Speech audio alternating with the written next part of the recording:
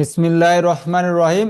প্রিয় শিক্ষার্থীরা, আমরা এখন আলোচনা করব নবম দশম শ্রেণী বিজ্ঞান বই অধ্যায় নাম্বার 1 পাঠ নাম্বার 1.1.5.1 ধূমপানের ক্ষতিকর দিক। আমরা আসলে 1.5.1 ধূমপানের ক্ষতিকর দিক আলোচনা করার ফলে আসলে আমাদের স্বাস্থ্যে বা দেহে ধূমপান কী ধরনের ক্ষতি করে এবং ধূমপান করার ফলে আসলে কি ধরনের রোগ হতে পারে সে সম্বন্ধে আমরা জানতে পারবো। আমাদের সবচেয়ে পরিচিত মাদক হচ্ছে ধূমপান। ধূমপান কি এটা সবচেয়ে পরিচিত মাদক।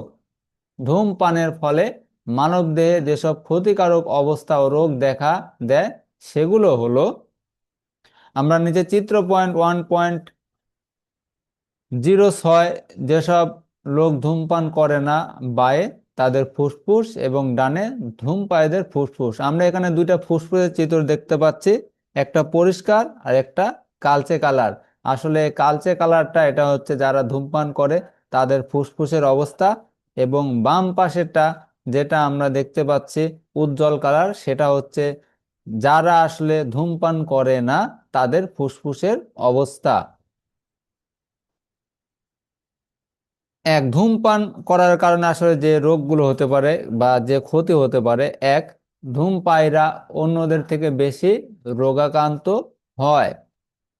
2 নাম্বার, ধূমপায়ীরা কোনো না কোনো রোগে ভোগে, যেমন ফুসফুস ক্যান্সার, ঠোঁট মুখ, ল্যারিক্স, গলা ও মূত্রথলি ক্যান্সার, ব্রঙ্কাইটিস, পাকস্থলীর ক্ষত, হৃদযন্ত্র রক্তঘটিত রোগ।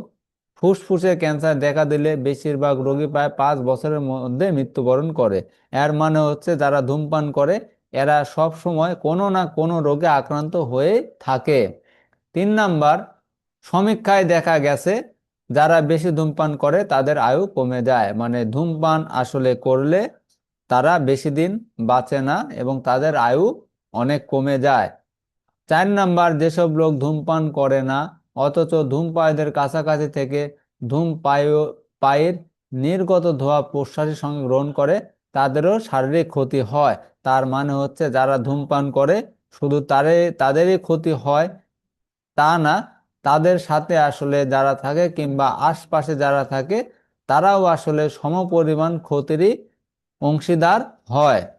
তো আমরা জানলাম আসলে ধূমপান করার কারণে এই উপরোক্ত ক্ষতিগুলো আমাদের হতে পারে। তো আমরা অবশ্যই ধূমপান থেকে দূরে থাকার চেষ্টা করব।